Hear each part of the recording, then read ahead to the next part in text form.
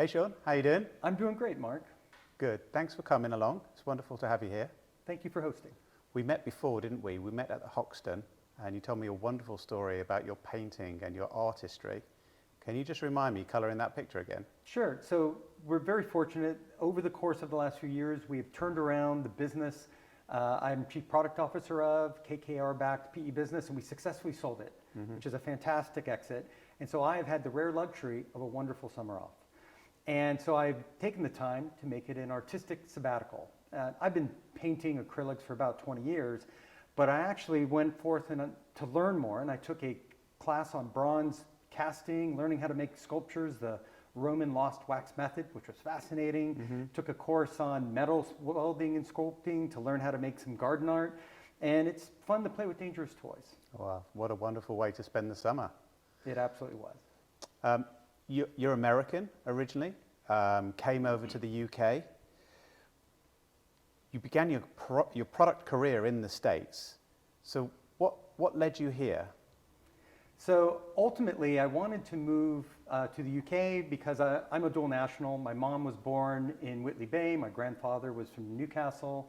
My grandmother was from Brooklyn, New York. And that allowed me to come over without needing a work visa. But I really wanted to give our kids a worldview, give them a chance to travel, see the world, and it has not let us down. It has been fantastic living in Europe. Oh, that's awesome. What is it about product management that's kept you so long? What do you love about product management? The thing that I love about product management is it is the intersection between what the business needs and what is technologically possible. And I love it because of its real impact and its cross-functional nature by its very heart. There's something powerful about helping to change the success of a business and really being able to get something meaningful into the hands of clients that drives real impact. It does drive impact, and you're at the center. I have this vision of the Venn diagram in my mind's eye with strategic, commercial, design, engineering, and product is at the heart of everything, isn't it? We like to think so. I think so. I think so. When did you know that product was for you? When did you know that? Was there an aha moment when product, this is it, this is going to be my career? Almost an aha moment, but what was funny is my first job out of university actually was in finance. Okay. I was a financial analyst for Nations Bank, Fortune 500, corporate accounts, and based in Chicago. And every time we'd have to do a credit analysis on one of these big companies, should Ford Motor Company acquire this seat manufacturer? What does the debt credit rating look like for target industries? We'd have to redo the whole analysis each time with a fresh Excel sheet. And I thought, that's really a waste of time. Why don't I make them reusable and make some templates? And so I started making it easier to drive variables and start with something that already was a working tool with cash flows and statement of income statement and balance sheet. And then the other analysts in our office, they started to want to use my tools because it saved them a ton of time. They didn't have to build from scratch. They knew it was working. And then they give me features to add to it. And over time, I managed the version control. I didn't even know it was called product management. I just know I got a lot of satisfaction out of building something so valuable that all my peers wanted to use it. Yeah. And that is really what opened the path for me. Wow. I think I remember those days, although you were probably ahead of the curve, right? Because maybe a decade ago, and in London, product management, hiring in product management and building teams around that started to become a thing. And I remember back then the engagement was really low because we would run a search and there weren't product managers. Yeah. And the product managers that we could find in the UK and in Europe, they didn't have the experience of having built and scaled and exited and all of those stories. So we were looking to the West. We were looking to the States to see what great product management was. I think there's still, a difference really, but the question for you is, what is the difference between product management in the USA versus product management in Europe? It's an important question, and I've seen the same. Even the growth of the product market in the UK and Europe is really about 10 years old. Because 15 years ago, I tried to move from Seattle to London searching for product management jobs, and there were only a handful of companies that even knew what a product manager was or were looking to hire one. Yeah. And it's exciting to see how far it's come in the last 10 years. And I've worked with some brilliant product managers across the UK, Europe, India, and they're passionate. They're really passionate about building amazing products for their customers. But what I've also noticed is at times they can be fanatical. Whatever the first book they ever read on product management, that's their Bible. That is the only way. It's like Mandalorian, this is the way. And they refuse to adapt to anything else. And in fact, if a company they're at is not operating exactly as Marty Kagan said and inspired, they feel that this is a disgrace and we are letting everyone down. The most successful product managers at the US big tech firms like an Amazon, a Microsoft, an Apple, a Facebook, a Google, at the heart, they're entrepreneurs. Entrepreneurs solve problems for the moment. They use the right tool for the job. And Marty Kagan's book is great. I'm a big fan of his. But you should think of that as 50 tools in your toolbox. They don't all get used in the same landscape. You need to read the room, look at your stakeholders, look at the legacy your business may have. Are you B2B? You got to use the right tool for the job and think as an entrepreneur. And the one last point that an entrepreneur does, they think like the CEO. This doesn't mean that as a product manager, you are the CEO and you have all the final decisions. Most people don't really on their products, but you have to think about the success and how it fits into the whole. That's what your CEO is thinking about. And the more you can understand how does this serve the whole business interest, the better product decisions you're going to make. Well, I know if I was a CEO and I had a product person operating with that mindset in my business, I'd be very happy. No wonder with that lens that you have, that you've achieved Chief Product Manager, Chief Product Officer status. How did you get there? How does a product manager become a CPO? So a lot of people aspire to become a Chief Product Officer or even a Chief Commercial Officer or a Chief Customer Officer. And they have the false belief that being brilliant just in their function is all it takes. That's necessary, but it's not sufficient. The reality is when you are approaching a C-suite level role, it's less about your function and more, how does your function serve the whole? How does it interact with all the other functions? How do you align your goals, your roadmaps, your impact so that you are spinning the flywheel in a positive way with your commercial teams and with your operations teams and with your customer teams? You really have to think more broadly about it, and it's not just about your function. So for people who really want to aspire for that, my guidance to them is be curious about the rest of your business. Really understand, how does your business make money? What's your cost to serve? How do you think about how all of these parts come together? Go seek out something in your business that is core to the success or failure of the whole investment thesis. Be as close to you can as that, and be cross-functional. Reach out to your other peers. That's going to give you a greater responsibility and frankly greater credibility across your business. I love that, and I liken the concept of thinking about the job after the job when you're job seeking as well, and ensuring that you're getting a really broad view of business, as you were saying. So understanding what the customer's looking for, understanding what the strategic goals of the business, understanding how the products are built, so you've got that holistic view. And on your journey, learning the difference between leadership and management so you can have that accountability. Okay, cool, that's really cool. So now we're going to talk about being a bar raiser. We're raising the bar when it comes to recruitment. We actually took that phrase from some experiences we had as three founders. We worked together in the past. One of our big customers was Amazon. We built the video development center in London, which was the acquisition of Pushbutton and LoveFilm. And I met my first bar raiser in a room, and he frightened the life out of me. I was like, what is this? You can tell me, right? It's something to do with interview excellence, and you've interviewed more than 1,000 people as a bar raiser. Tell me more. What is it? Sure. So bar raiser, there's tons of information on the internet about it. It's been an Amazon practice for almost 25 years now. And a bar raiser is not a job at Amazon, it's a responsibility of a leader. And less than 1% of all Amazon employees are trained and certified in interview excellence to become a bar raiser.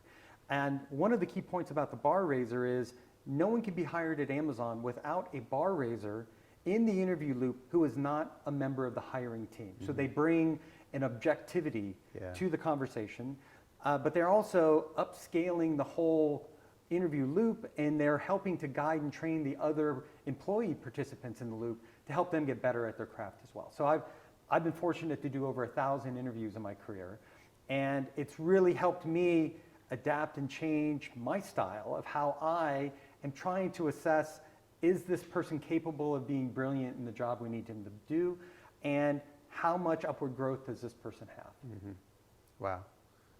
I love what you referenced there about the objectivity versus the subjectivity. You know, human beings have this default, like it's kind of like, I know in my mind that I want to hire somebody like that I've worked with before that was great in my team, but that's not very objective, is it? And it's kind of like a natural instinct. You'd have seen, no doubt, all sorts of things during your experiences as being a bar raiser. What's one or two really surprising things that you saw? So Amazon has approached recruiting over the last 2 decades as a science. They interview so many people that they know that there's ways to improve it, operationally improve it, reduce unconscious bias, and they've tried a number of elements. One of the things that changed most from my own interview style as I got trained as a bar raiser, avoid asking very narrow, internal complicated problems you're facing. Avoid putting those into your interview and asking your candidate, hey, here's a problem I haven't solved in 5 years in this job. Let's see how you do it in 5 minutes. Yeah. You forget how long it took you to gain all the context and knowledge and insight over those 5 years of work in the space to still not solve that problem. And it is not a good predictor of future success for somebody stumbling on a question like that. Because did they stumble because they didn't know how to do that particular functional question, or did they stumble because they lacked 5 years of information and context of your space? So one of them is avoid asking those types of questions, and avoid asking brain teasers. Brain teasers make the interviewer feel smart, but they're not a good predictor of future success for a business. Yeah, I've seen some of those, some of the early Google questions. And Yeah. that, yeah. Okay, questions. Avoid some questions. No doubt you have a killer question. I have What a couple is it? different questions I love Okay. to ask. One of the things I took away most from being a bar raiser is don't ask people theory questions, because many could be very good at reading the theory, but maybe they've never done it. And so instead I ask experience questions. Most questions I'll start with, tell me about a time when you did the following, whatever I'm looking for, whether it's leading teams, overcoming a product that is failing, persuading leadership to change their mind on an important decision, leaving a cultural legacy, whatever the topic is. I always look for evidence. And when I train people on interviewing excellence, and I brought a lot of this to Tesco and I brought it to GFK to help raise the bar of the people I'm working with to be better at interviewing. Because when you find great talent, it is the gift that keeps on giving. It is. So when I'm trying to raise the bar for the talent, I want them to imagine that they are an investigative journalist. And their editor has given them a story. Go interview this person. She or he claims they are capable of doing this job for this company. Get the story. And if you ask somebody, are you capable of doing the job? And they said, yes, I can totally do it. And you went back to your editor and said, they said they could do it, what would your editor say? Get out of here. That's not real journalism. Dig. Find the evidence. So what you're really doing, in a very polite way, but a relentless way, tell me about a time when you turned around a product that was failing. Oh, we were at some company and we did this. Oh, that's interesting. What was your role on it? Yeah. Who else was involved in the team? Was there any obstacles you had to overcome? Were there any negative surprises? Did it turn out the way you thought? And you just keep going and digging and digging. Round, round. For someone who was really in that space, they're going to have good answers that they were not able to prepare. For somebody who was a passenger but not involved at all, you're going to see pretty quickly when they fail to get to the right level of And that. they draw to Eric Ries's book. Yeah. So, Okay. so that's one way. A second question that I wouldn't call it a killer question, but I find it my most helpful question of understanding the candidate. I want to understand their ambition. And so this question I've asked probably 800 times out of my thousands. I added it a little bit along the path. But I want to know what you aspire to do. So I ask, describe for me your ideal job, not today, but 3 years to 5 years in the future. And this is like a creative writing exercise. There's no right or wrong answer. There's only your answer. And I'd like you to think about a couple of parameters, factors, as you're brainstorming on your answer here. Are there any industries you're passionate about or not? Does the universe have a title for this role you would like to have in 3 to 5 years? Or is it something new? What would the universe call this role? Is there a functional focus to it? Are there any societal trends you're passionate about or not? Are there any tech trends? It's all about, generative AI or not. Like describe for me, paint for me this picture. And this is a diagnostic question. So in some cases, it helps figure out what do they really want to do and how aligned is this role. In some cases, this role might be not at all what they want. In other cases, it helps me get a better sense of where they want to go. And most roles, 60 to 70% of it have real core deliverables you need. But there's always some flex around the margin. And when you find someone passionate about one side of the business or another, you can start shaping the role to their needs. Yeah. And you can spot if it's the right step in their career journey. That's right. That helps the company achieve the growth. It's get the right people on the bus, isn't it? Get the right people in the bus and in the right seats. This is it. This is it. All of those people that you've met, there must be some stellar people that you'd classify as a great product manager versus a good product manager. In your opinion, what's the difference? What's the gap? I think what makes a great product manager, there's a couple skills and attributes for it. A huge one is curiosity. What's really going on? Not just curiosity about what customers need, but curiosity about how does our business work and how can serving that need connect to it. So there's a curiosity, there's a business impact is a huge one. You've got to be able to focus on why this will help drive the business. I see product managers, work away on insignificant parts of the site or the service. And it's like you could make that 10x better, it's not going to move the needle. So being able to have a clear sense of business impact, and that relates also to judgment. Are you good at making decisions with limited information based on what you know in the moment? And the last one I'll take from an Amazon principle is bias for action. You've got to stop talking, start doing. Get shit done. Discovery, you could spend decades in discovery, time box it. Winston Churchill had a stamp he used to put on documents, action today. Yeah. What are you doing today Yeah. to move forward? Okay. Listen, so you've found the superstar, you've found your great product manager, you're the hiring manager. How do you help that person get off to a great start in their career? It's a super important step that some people overlook. I always write a launch plan. And I have everyone in my org who's a hiring manager, they write launch plans for their new starters. And it's not complicated, usually it's just a Word doc that you're able to cut and paste a couple of things in there, but it gives them context for when they're arriving. So you can remind them very clearly again, here's the role, the responsibilities, go through what are our organizational goals, what are our company goals for the year, what are our organizational goals for the year so they can start to see the line, what are your goals for the year? So help clarify, they see the cascade of what we're doing at the high organization than them. And then I go through who are the people they should be meeting in their first 30 days and who are their key stakeholders, do they have any direct reports? And a lot of times this is not an org chart view, but it's an influence view. There could be someone who doesn't have a title that might sound important, but they may be the most important decision maker because they are such a subject matter expert in the space your new hire is going to be working in. So I call out all the people they should be meeting with, and before they even start, I schedule those meetings on their calendars. So they're already there, so that the first week, second week, they're set up and they're ready to go with it. Even further to help them set up, we couldn't do this during COVID, but how do you immerse? How do you put them into the shoes of a customer or walk the value chain for whatever their product or area is? When I worked for Amazon, my first week I spent time in a call center answering customer service complaints about the product area I worked in, and spent time in a fulfillment center, not observing, pick, pack, and ship. I worked shifts. And that really helped ground me, and this is how we make money. This is the real business we're in. So find ways to immerse your new starters. That's an awesome hint and tip that you've given there. I know one of our customers is Pret a Manger. We built their product team for them, and the first week of everybody that we've hired is in the store. That's great. In the store, just direct line of sight with the customer. So I made an assumption. You found your great product manager. They're curious. They've got a bias for impact. You've hired them, right? That was my assumption, that you hire this person, but great talent, really top product management individuals. They have loads of choice. They do.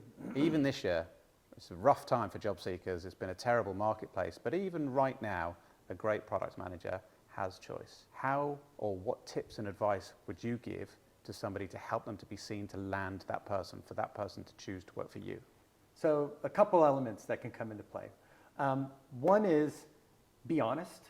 Be honest about your business and the challenges. Sometimes people might want to say, everything's perfect here, we've got it all sorted. And they may not realize that's a less interesting place to work than a place that has potential but is a bit of a hot mess right now. And great product managers want to achieve something meaningful. So being able to say, we've got this huge opportunity, we don't know how we're going to solve it. That's why we need you, can be very motivating for someone. The second element is the question I posed, describe your ideal job. Where does that great product manager want to go? What do they want to do? Do they want to be a general manager at some point? Do they want to go the functional route of being a VP of product and a CPO? Do they want to start their own business? And then the question for you is, how do you help relate additional skills they could gain in your role that will help them towards the path they want? Because then you're not only selling the job today, but you're selling them being better qualified for their next role. And you yourself are an awesome person in product management. And as you said earlier, you've been on the job search this summer. I have. Whilst painting and whilst being creative, you have been on the job search. One of the things you showed me when we met a couple of weeks ago was the Airtable you've built. Yes. Can you just tell me more? How has that been so helpful for you? Sure. Well, when I started looking, I knew there's going to be lots of different opportunities, lots of different recruiting firms I'm talking to, lots of different hiring businesses, lots of different individuals across the mix, and lots of meetings and emails and activities, and I knew I was going to need help.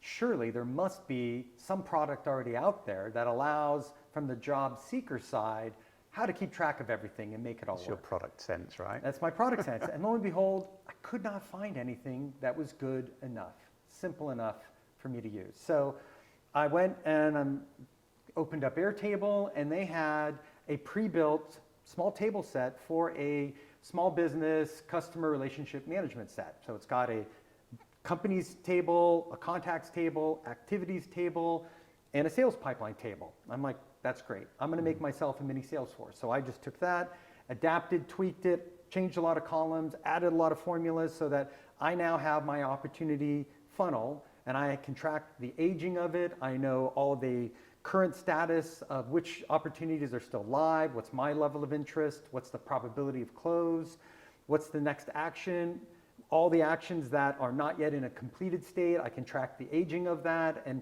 every day I just look at what am I doing today, follow up with this person, email this, prepare for this interview, and it's made a huge difference keeping track of all of the threads. I mean, I have over 200 different individuals I've been in email or meetings with. I never would have been able to do that without a tool.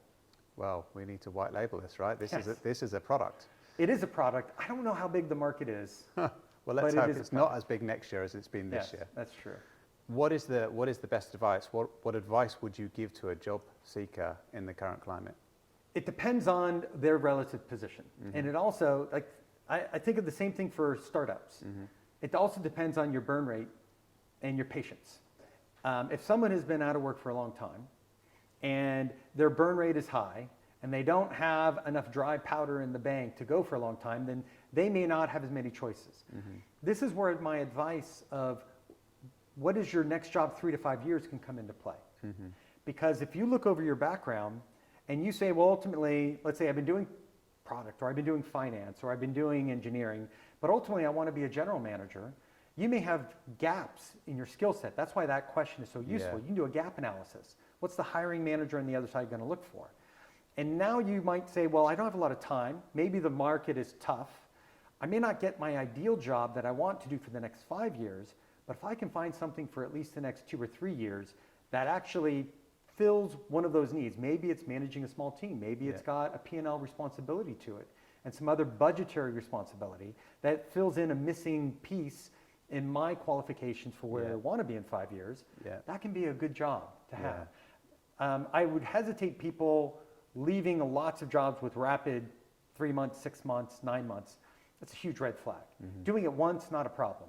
But if you've got 4 years of history of not staying anywhere longer than 9 months, your flight risk from the start. Yeah. So you got to get serious. Yeah, sure. I mean, that's an obvious red flag for a recruiter when you see job, job, job, job. But if there's a story around some of those choices being learning and growth and development on a career journey, then that's okay. Yeah. This year, more than any, we've seen more layoffs, cutbacks, redundancies. And I think those people are in a slightly different position than somebody that's maybe headhunted or somebody that's in a relatively comfortable job but is looking for growth. Is there anything different that you'd recommend to somebody that's been made redundant or in that position? I think the first point still is relevant here of think more than one step ahead. Also, it depends on your burn rate. The other part is there's been so many redundancies. Do not take it personally and do not be ashamed to say it. It's better to be open about it because I've seen so many very talented teams where the whole team gets cut or a whole department gets cut over the years. That's not a stain on them. But it's better to just face into it and maybe even what did you learn from the process? Yeah. Now, on the flip side of that, when you're looking at your next business, you've got some important questions to ask. What is their financial standing? Maybe a lot of people join these really interesting, cool tech startups and they didn't ask how much cash do you have in the bank? Yeah. What is your burn rate? Yeah. When is the next point that you have to raise funds? Well, these are questions you should be asking now because you've got a life lesson here about what happens when companies have to cut. Yeah, for sure. Probably especially, maybe this is unfair, but if you're choosing to work in something that is tech for good or health or sustainability, helping the planet and Mother Earth, maybe you're so blown away by the impact on good that you can kind of forget to lift up the rug and see what's really going on in the business model and the funding and the cash, as you were saying. So we're into our careers now, a couple of decades, right? Definitely there. Yes. What advice would you give to your younger self? So, early on at Amazon really was an amazing place to work. You were surrounded by truly the best and the brightest talent in every function, A-class players in every role. And I loved it. I loved the pace and the energy, but it took me a while to learn an important lesson.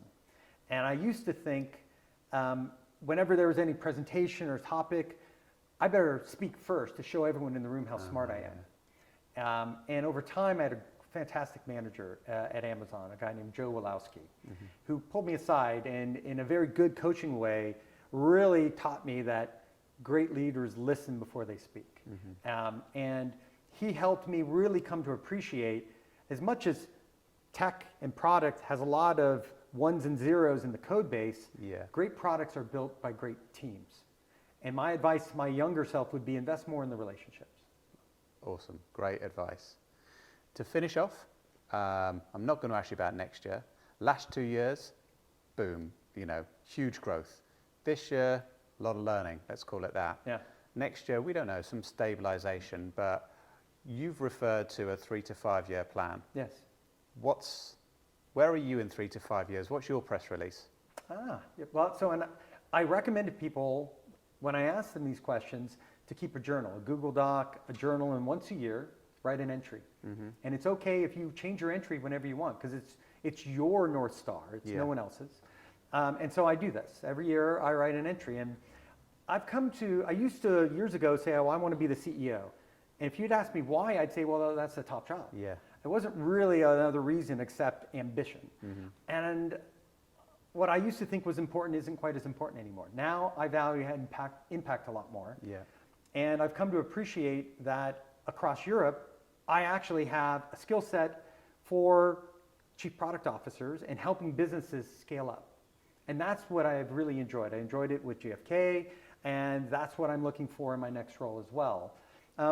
In 3 to 5 years, I'll be serving on a number of boards as well as a non-executive director and trying to help other companies grow and scale with some of the knowledge and experience I have. Well, fantastic. I mean, you shared a whole load of advice and tips here. Thank you so much for your time. It's been tremendous spending time with you. Thank you. Thank you for hosting. No worries.